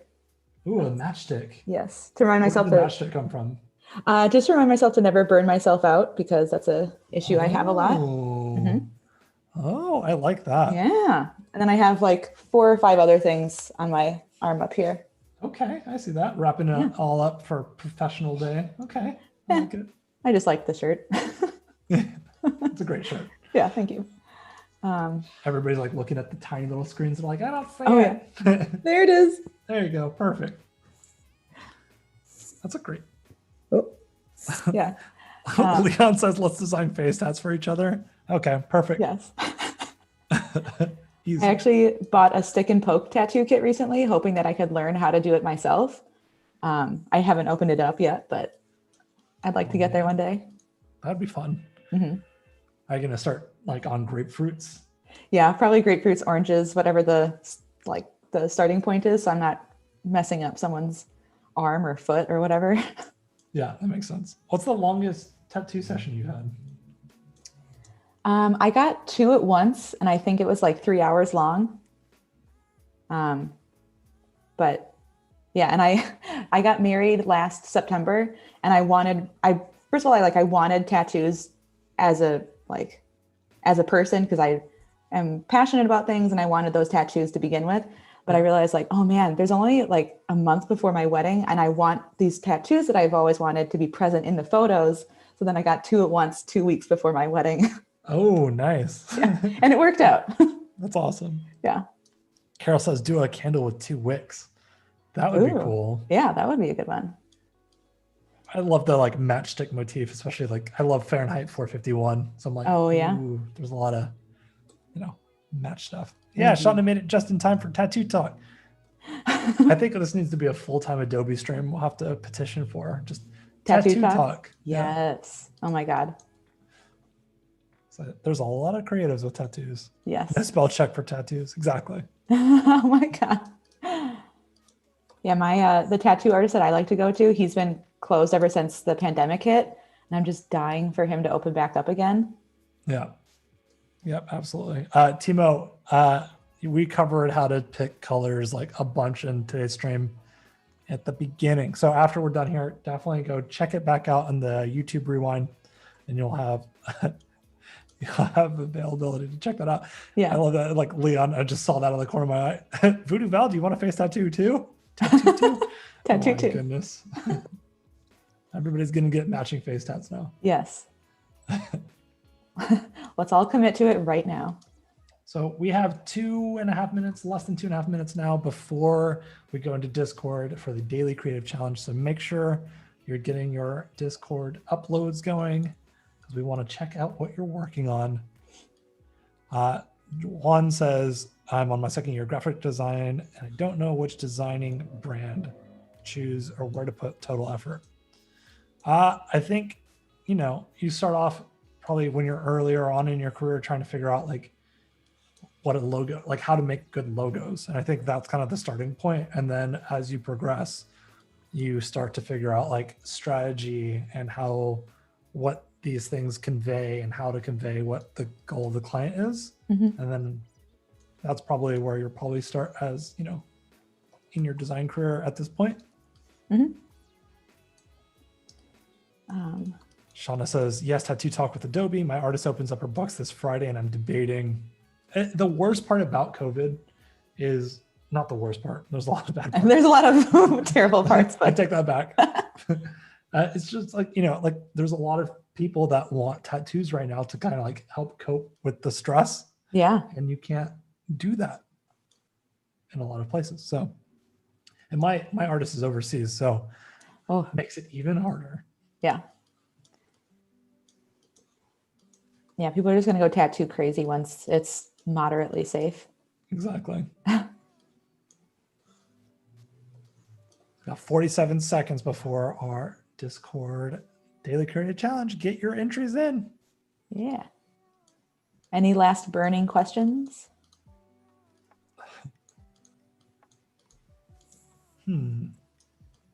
All I see is Voodoo Val talking about how she might get a Sith code tattoo, but not on her face. So I think Voodoo Val, I think you should. Why not? Yeah. But I think, like Leon said, put it on your face. It's fine. Yeah. See how much you really love Star Wars. Yeah. If you don't have a face tattoo, do you really even love Star Wars? Exactly. You need to get like the Imperial logo on your cheek. Yeah. Rachel asked, where do I get to see the recording of the session? You'll find it on the Adobe Live YouTube channel whenever this is done uploading and things. Cool. So we've got 0 minutes left. We are going to jump into our Discord.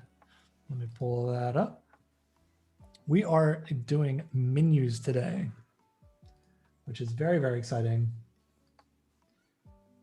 If you guys have missed it, the daily creative challenges so far this week. Why is it not sharing? There we go.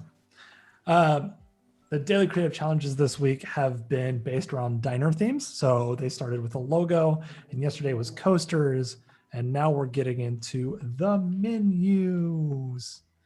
So this is really exciting. Okay, stop sharing then. Perfect. So let's get into it. Right now, menus. I'm glad I ate today before the stream because yesterday I did not, and I was getting really hungry with all the beautiful work everybody was making and all the coasters and all the coffee memes.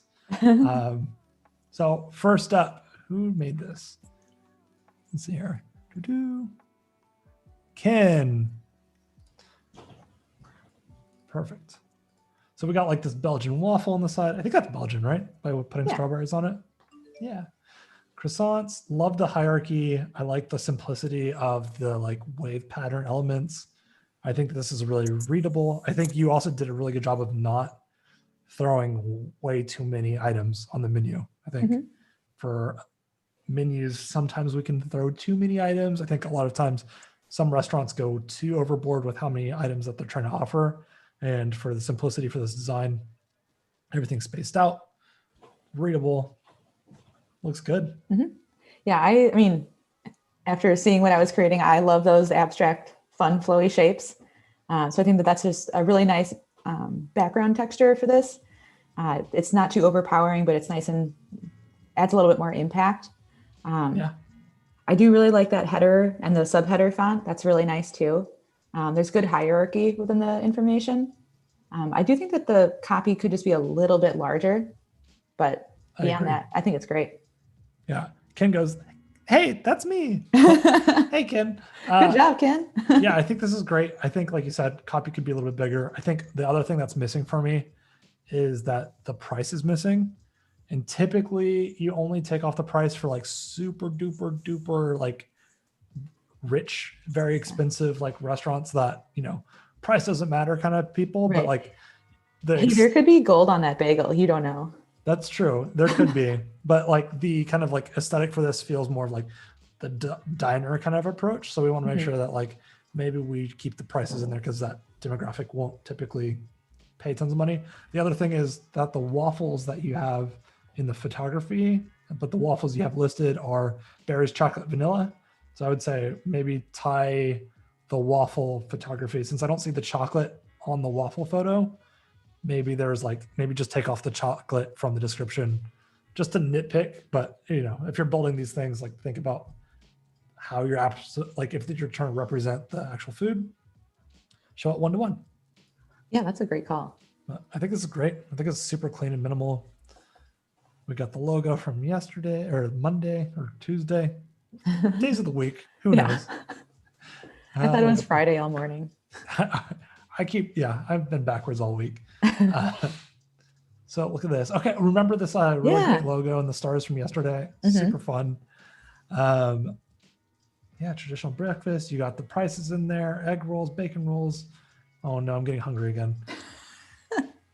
Allergens. I think the one thing I would say is that the allergen section is a little tough to read. I think the all caps and then the thinness of the type with it on the green background just makes it a little difficult to dissect. But I think the information separation is really nice too, because you have you can very clearly see the two different categories of rolls and hot breakfast. There's a nice line dividing those two, because I know with menu design, there's a lot of information that you have to pack into a pretty small space. So having those dividers can be super helpful. Oh, and Ken talking about the last waffle thing, he said that those were different types of waffles that you could choose from. Oh. But I didn't get that because all the rest of them seemed like it was a description. So I think just think about that maybe for future iterations. This is cool. I'm wondering where the green comes from though, because I don't remember there being green in the coaster from yesterday, but it just seems like a color palette that was just randomly thrown in there versus being intentional. So like maybe even just like stripping back the green and doing a black bar or like a black box at the bottom instead, or something else that fits the color scheme. Maybe it's red. Yeah. Yeah. I agree with that too. The green seems a little bit too vibrant considering how calm and muted the other colors are and how warm they are. Yeah. And that retro theme and everything. Perfect. But yeah. Oh, second side. Oh my gosh, there's a second page. Yeah, so second side, again, great job laying out the type. I think, again, this lorem ipsum here is not necessary.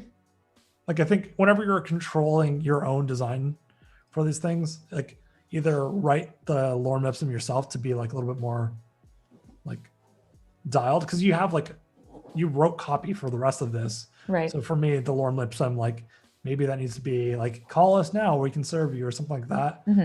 Like just make it feel a little bit more cohesive. Yeah, again, the green, but other than that, really good stuff. Yeah. Ooh, this looks like an ear. I love almost like a topographical map. Oh yeah. If you haven't used this with the step and what's it called? The extrude and like step tool, you can make some really cool topographical maps with it in Illustrator. I like the way that you kind of right align the type. I don't typically like right align type, but it seems to work really well for this menu. I think you've captured the tapas vibe really well. I think like magentas and yellows are typically used in tapas places. Yeah, for sure. I think what I would like to see is a little bit of like spacing between like each element, because I'm kind of confused on the pancakes, whether it's like jackfruit and steamed pancakes with it, and where does the cucumber, spring onion, palm sauce come into it in the next item. So I think right now I'm trying to figure out which items are on the menu, and it's hard to figure out. Yeah, I think that'd be a great call to just give it a little bit of space between each individual item. Yeah. Well, the colors are great.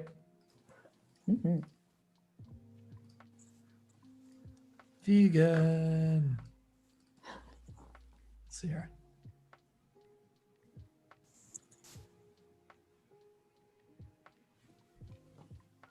Oh, so this one has. Oh, I see. This has those. Yeah, it has a bit more of that hierarchy.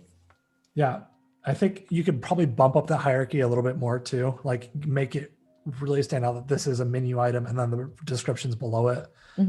Also, just be cautious. Like I liked the right aligned a little bit more on the other page, but now that you have like a paragraph of body copy underneath it, it's very hard to read right aligned text for English speakers. So just think about that. Like you still want this to be readable and dissectable for people. Oh my gosh, everybody's like tapas graphical map. Oh gosh, I love a good pun. Well done. Well done, chat. Mud flap. Thank you, Leon, for contributing today. I appreciate it. Did you just pull this from your Behance page today? This is not a diner. I can roast him because he's my friend. But thank you, Leon. Leon did this really cool Academy Brewworks logo, I think a while back. I love the black lettering on it. Yeah. I love the flags. I think it might be cheating because he works at Disney. So I don't know. I don't know if you're just reusing assets now or not, Leon. I need Disney to look at this. Yeah, I have to legal approve it. Yeah. But hierarchy is great. Type throughout is awesome. It's a cool menu. Good stuff. And now you make me thirsty as well. Leon says it's a beer diner. Got it. Oh. It's not breakfast without a beer. Exactly. And now I'm disappointed that Shauna hasn't contributed. So next time, Shauna, you need to contribute to the stuff. Yeah, Sarah said cute flags. They're the best flags. Beer. Cool. Well, we'll go back to designing now, but that was super fun. Thank you everybody for contributing. I know doing menus can be really like painstaking and time consuming. Leon's like, no lorem ipsum here. That's true. Probably crisp. I love it. Good job, everybody. And you can always double check on the Adobe Illustrator Daily Creative Challenges for future stuff.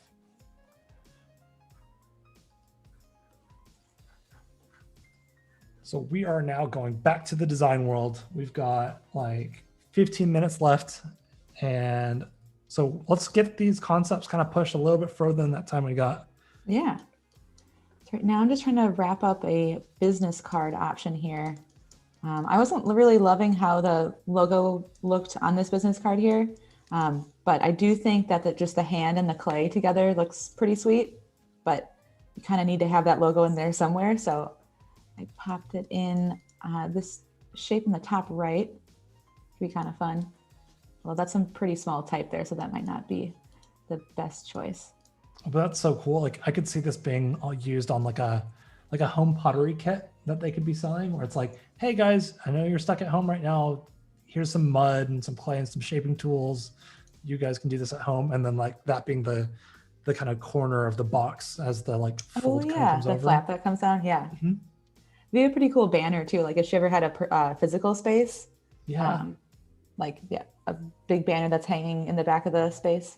Absolutely.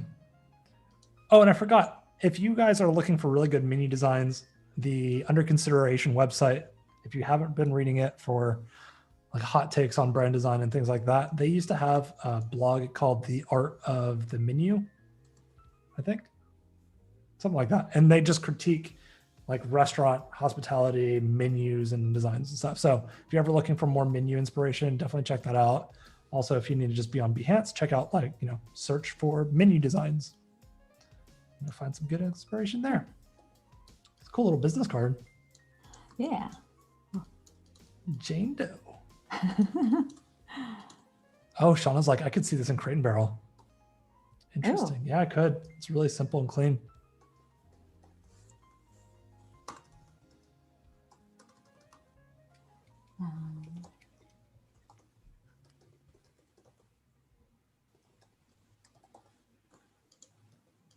That's a long URL.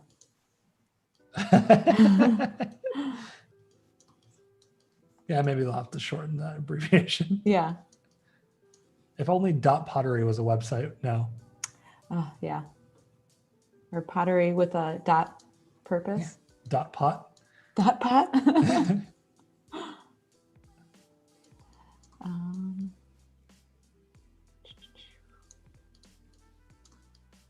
I also love how with each of these, you kind of have shown different elements of being like, you didn't just do a tote bag mock-up for each. Mm-hmm. You chose a tote bag for one, some stickers for it, and then now we're doing business cards to kind of show different breadths and different feels. That way you're not getting like mock-up fatigue either. Right, really yeah. Yeah, like actually this would be a pretty cool like corner of a t-shirt.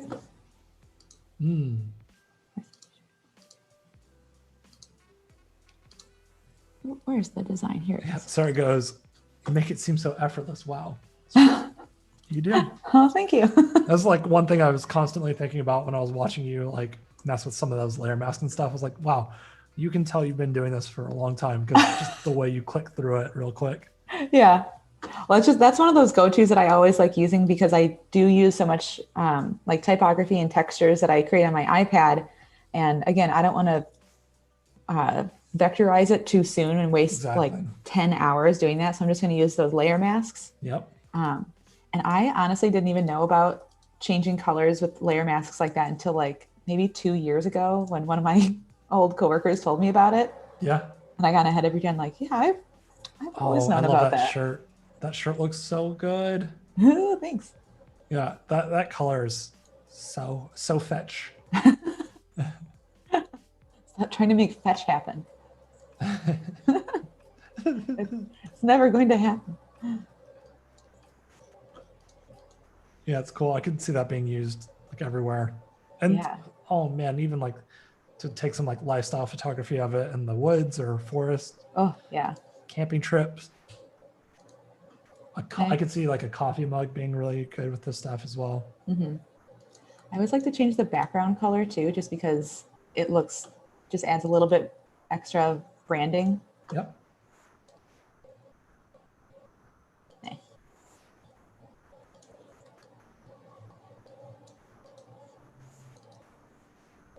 What about the terrazza in the background? Ooh, that would be pretty fun.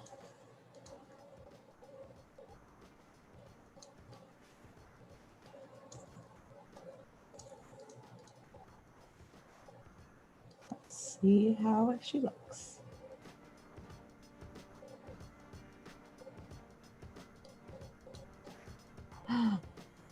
Ooh. Now, normally I would fully create this pattern so it doesn't repeat like this, but we don't have all the time in the world right now. No, this is where the speed comes in. Yeah, like, oh exactly. Gosh, 10 minutes. Right. Let's go quick. Adobe used to do, and I don't know if they do it anymore, but they used to do like these design competitions in spaces, like at events and stuff. Mm-hmm. And it's so nerve-wracking, like 3 hours competing against other creatives and other teams, and you're just like, oh gosh, it's so hard. That sounds so scary. Yeah, but it's so much fun because I love those. Like, what can I do in 3 hours? It's like, oh, right. good luck. What do they call those? It wasn't creative challenge. It was I'll have to think about it.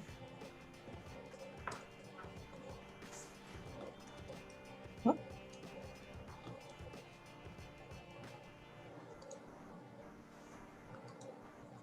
Yeah, I remember seeing those sort of speed competitions or when I was in college, or even those competitions for students where they are basically broadcast on a huge live screen and they're designing something on a stage. Yeah.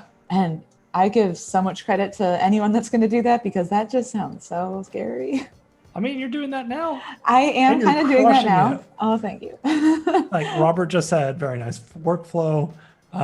So cute. Voodoo Val says, I love this. Like, yeah. Oh, I think you nailed this out of the park. But I also don't feel like I'm competing against anybody, which true. My super competitive mentality would kick in and just take over, and it'd be a whole other situation. Totally. It was called Adobe Creative Jams, and they did it at the Creative South like design conference one year, and it was super fun. They also used to do a thing called Type Fight, which is you have an hour, I think, and you get randomly paired up against another designer. And they used to have it in an old boxing ring, and you get each assigned the same letter, and then in that hour you have to create something, and then all the other designers vote on who did the best letter. It's gnarly. Would explode. Yeah. And seeing what some of these people did, it was just so inspiring and so incredible. Yeah. Yeah, I've always wanted to get a bit more into the type world where I create my own fonts and do like some really intricate font design and creation, but that's a project for another time. Totally.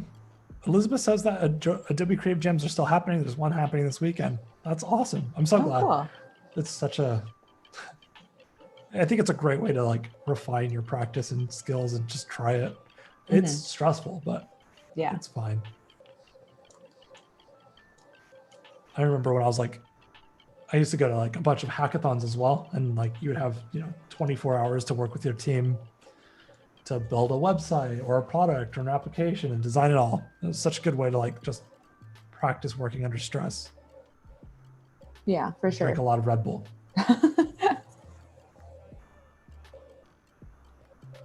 I am someone that can't really handle any amount of caffeine ever at all. So that sounds like drinking a bunch of Red Bull and going on stage in front of a bunch of people. Oh.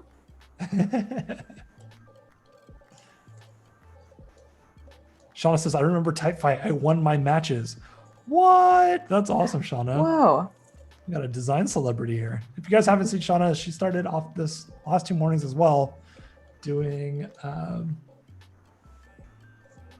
don't remember. I'm sorry, Shauna. But she was on Adobe Live and she crushed it, but I don't remember what the subject was. It was cool though. I'll rewatch it. Shauna does a lot of like really great hand lettering work. Ooh, nice. Yeah, Elevation says, I'm stealing that idea. Graphic designers plus boxing ring. Yeah, it was a cool stage to set up everything.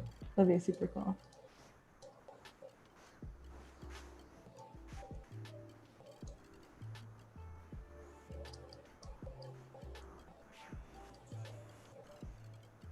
Yeah, people are saying these business cards are amazing. Thanks, guys. Got 5 minutes. What else are we going to build out? Oh my gosh. I don't know. I'm not feeling this first direction as much. It feels a little bit too playful. So I might revisit that later on. Let's see, what other assets do I have cooking up here?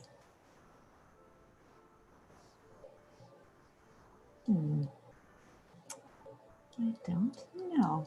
Maybe I'll just keep messing around with some of these. Do you have a favorite direction so far? Or are you still trying to figure out this one? I think this middle one is definitely my favorite since that's the one that I was so easily, or was much easier to expand to a full set. Whereas this one I'm feeling pretty good about, but this one I think I just need to spend more time working with this icon, because while I really like that it's simple, it feels almost too simple to me right now. It might be kind of cool. I incorporated a letter in there though.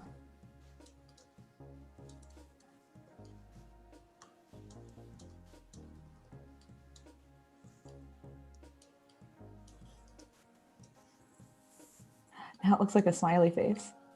I love smiley faces. That's great. Same. Just like make the middle bowl kind of like more of a nose. Yeah.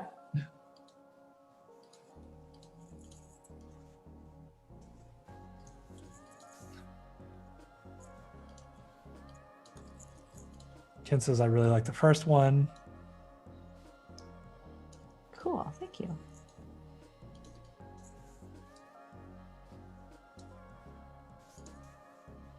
I don't know.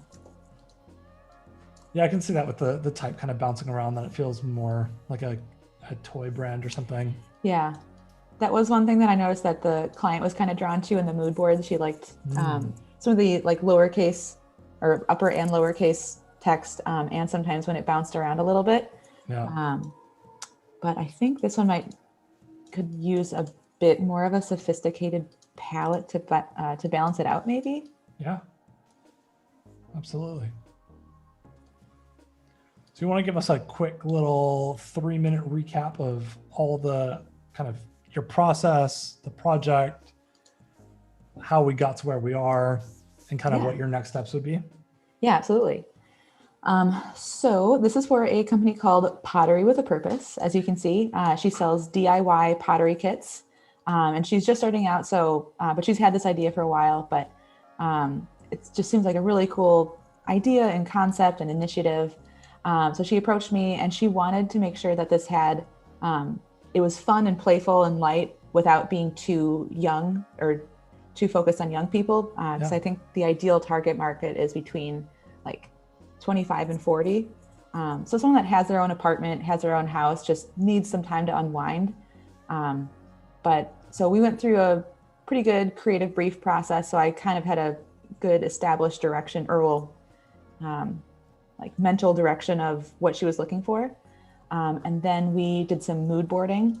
And through that, we basically went through it board by board and called out things that she liked, things that she didn't like, which can be just as important. And then from there, I started doing a bit of the sketching on my iPad, realizing that I really like these fun abstract shapes, and thought that it would be pretty sweet to add some patterns in there. So I just made some of these textures on my own, made some squiggly lines, polka dots, made this terrazzo pattern, just a whole bunch of different stuff, because as I've said several times throughout this live stream, I like to have all these puzzle pieces out in front of me so that when I start working on the brand, I can kind of just assemble it without as much resistance. Yeah. So you don't get too hung up in like one specific layout. You can just kind of assemble everything as you go. But yeah, so then I pulled a bunch of type together, pulled a bunch of different type layouts together, figured out which fonts felt appropriate for her brand. pulled some more color palettes together, and I was definitely wanted to incorporate like a terracotta or more neutral colors because it's clay after all, and that feels pretty earthy. And then, yeah, so I nailed down with this font right here, created this little still life layout that all kind of has ties to ceramics or pottery within there. And that also just shows the diversity of the products that she's willing to create these kits for. And it's one of the taglines is clay your way. So if you want to make some clay your way in a vase of whatever, it's available. Okay, Perfect. but yeah, a few other directions, and here we are. So it sounds like next steps would probably be adding in a couple more mood boards, figuring out that first direction a little bit more, and then you're going to send a very thorough email to the client with all the goodies. Yep. Well, that's awesome. Thank you everybody for hanging out with us. We really appreciate it. I hope you guys had a wonderful time. Make sure to check her out on supercreative.co. All of her social media, Voodoo Val's already posted it a bunch of times in chat. And that will be it for us. But thank you so much for hanging out. Stick around for the rest of the streams for today. We'll see you guys soon. Bye-bye. Bye, guys. Thanks for hanging out.